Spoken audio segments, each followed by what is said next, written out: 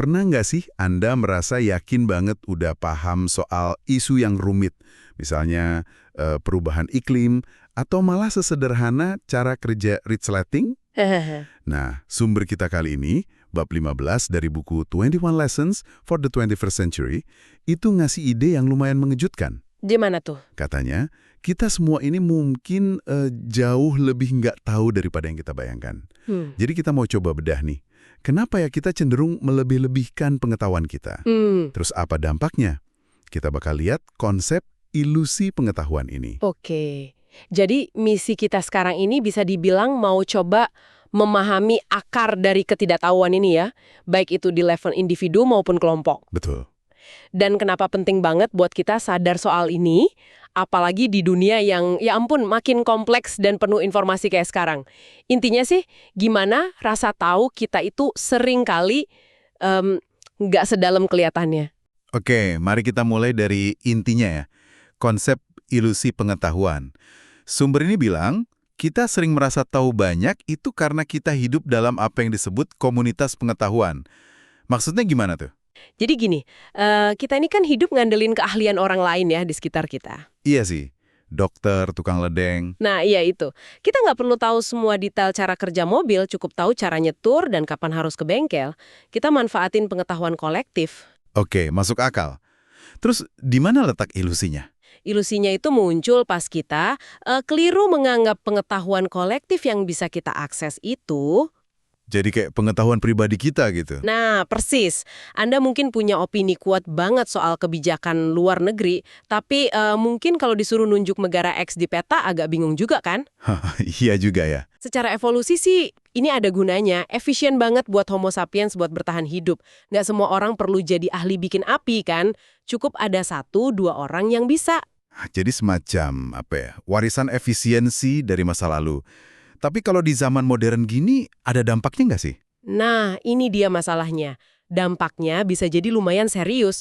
Kita jadi terlalu pede bikin keputusan atau misalnya dukung kebijakan soal hal yang sebenarnya kita nggak paham-paham amat. Dan ini diperparah lagi sama kecenderungan kita buat ngurung diri di, istilahnya, ruang gema ya. Echo chamber ya? Betul, lingkaran teman atau sumber berita yang isinya yaitu-itu aja, yang mengkonfirmasi apa yang udah kita percaya. Jarang banget ada yang nantang pandangan kita. Oke. Terus kalau gitu solusinya apa? Kasih aja informasi lebih banyak. Kayaknya sumber ini punya pandangan lain ya soal itu. Iya, ternyata nggak segampang itu. Kita itu punya tendensi kuat buat nyomot informasi baru cuma buat nguatin bias yang udah ada. Oh, jadi bukan buat cari kebenaran objektif gitu? Malah seringnya nggak gitu. Kita lebih milih info yang cocok sama pandangan kita aja. Nah, ini nyambung banget sama groupthink atau pemikiran kelompok. Groupthink, maksudnya kita jadi ikut-ikutan kelompok gitu? Iya, kita cenderung nyamain pandangan kita sama suku atau kelompok kita demi rasa nyaman, demi diterima, bahkan untuk isu-isu yang kalau dipikir-pikir posisi kelompok itu agak acak aja terbentuknya secara historis. Kayak contoh pandangan soal lingkungan di AS yang dibahas di buku ini.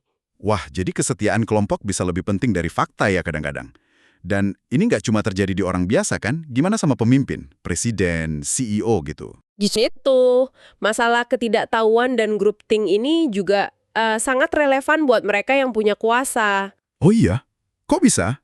Kan banyak penasehatnya. Bisa, mereka memang dikelilingi penasehat, tapi kekuasaan itu sendiri kadang bisa jadi kayak lubang hitam informasi. Lubang hitam? Maksudnya? Iya, jadi dia kayak nyaring informasi gitu. Kebenaran yang pahit atau nggak enak didengar seringkali nggak sampai ke atas. Orang cenderung ngasih tahu apa yang si pemimpin ingin dengar. Oke. Belum lagi, mereka kan sibuk banget ya, jadi nggak punya waktu buat mendalami setiap isu. Terus ada riset juga yang nunjukin kalau kekuasaan itu bisa sedikit mengubah cara kerja otak. Wah, serius? Gimana tuh?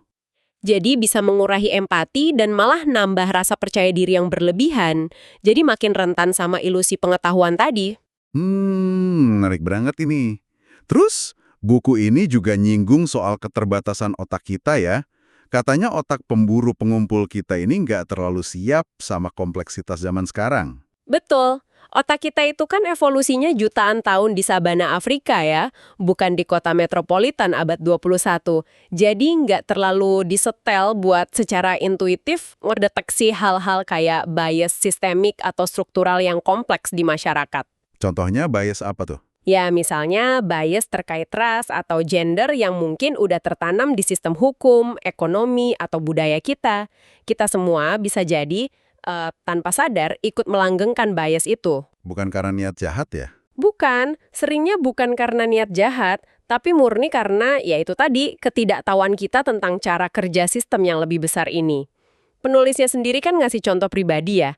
Dia ngaku nggak tahu banyak soal sejarah penduduk asli Tasmania. Oke. Jadi intinya kita ini cenderung nggak tahu, baik sendirian maupun bareng-bareng. Pemimpin juga bisa kena. Terus gimana dong solusinya? Apa kata sumber ini buat ngambil keputusan yang lebih baik? Nah, ini bagian yang agak pelik. Dilemanya gini, kalau kita pakai pendekatan individualis, percaya sama penilaian rasional tiap orang, ya mentok di masalah ketidaktahuan individu tadi. Oke. Terus kalau ngandelin kelompok? Kalau kita pakai pendekatan komunitarian, ngandelin kebijaksanaan kolektif atau kelompok, kita rentan kena bias groupthink yang tadi itu. Kelompok bisa jadi sama nggak taunya, atau malah lebih bias. Jadi serba salah ya? Bisa dibilang gitu. Dan masalahnya nambah rumit karena problem kita sekarang ini skalanya global. Perubahan iklim, teknologi AI, pandemi, ini kan masalah sedunia. Iya, betul. Tapi, kita belum punya komunitas global yang benar-benar solid buat nyari kebenaran dan solusi bareng-bareng. Tiap suku atau negara masih seringnya fokus ke kepentingannya sendiri-sendiri. Waduh, jadi kalau ditarik kesimpulan nih, gambaran besarnya itu ketidaktahuan kita ini sifatnya cukup fundamental ya, dan seringkali kita nggak sadar pula. Tepat sekali, pesan utamanya menurut saya cukup jelas dan mungkin agak menohok ya. Ketidaktahuan individu dan kolektif itu nyata, dalam, dan seringkali nggak kita akui. Terus langkah pertamanya apa dong? Ya, mungkin langkah pertama dan yang paling penting yang bisa Anda ambil dari obrolan kita ini adalah kesadaran. Sadar dan menerima keterbatasan pengetahuan kita sendiri. Mengakui saya tidak tahu gitu ya? Betul, itu langkah awal yang krusial buat bisa belajar dan memahami lebih baik. Bukan tanda kelemahan, tapi justru awal dari kebijaksanaan. Ini benar-benar jadi bahan renungan ya. Kalau gitu, mungkin satu pertanyaan terakhir nih buat Anda bawa pulang dan pikirkan. Kalau kita semua, secara individu dan kolektif, ternyata punya keterbatasan pengetahuan yang sebegitu besarnya tentang dunia yang rumit ini, Iya. gimana caranya kita bisa berharap untuk bikin keputusan bersama yang bijak demi masa depan kita yang kayaknya bakal makin kompleks lagi?